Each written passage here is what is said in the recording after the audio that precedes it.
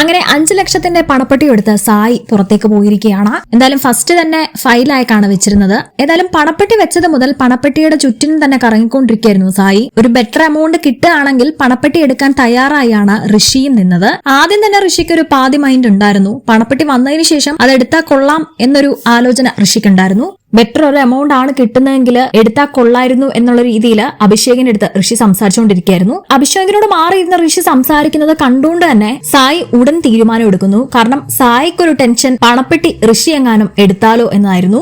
ഋഷി പണപ്പെട്ടി എടുക്കാൻ സാധ്യതയുണ്ട് എന്നറിഞ്ഞ ഉടൻ തന്നെ സായി വന്ന് പണപ്പെട്ടി തൂക്കി.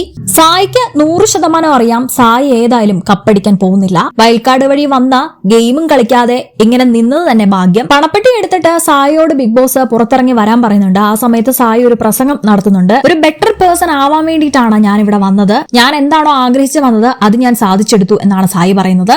എന്ത് ബെറ്റർ പേഴ്സൺ ആയി എന്നാണ് സായി പറയുന്നത് എന്നാണ് മനസ്സിലാവാത്തത്.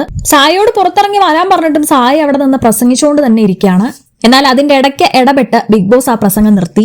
ശരിക്കും സായിയേക്കാളും പണപ്പെട്ടി ഡിസേർവിംഗ് ആയിട്ടുള്ളത് ഋഷിക്കായിരുന്നു. കാരണം ഡേ 1 മുതൽ ബിഗ് ബോസിൽ ഉണ്ടായിരുന്ന വ്യക്തിയാണ് ഋഷി.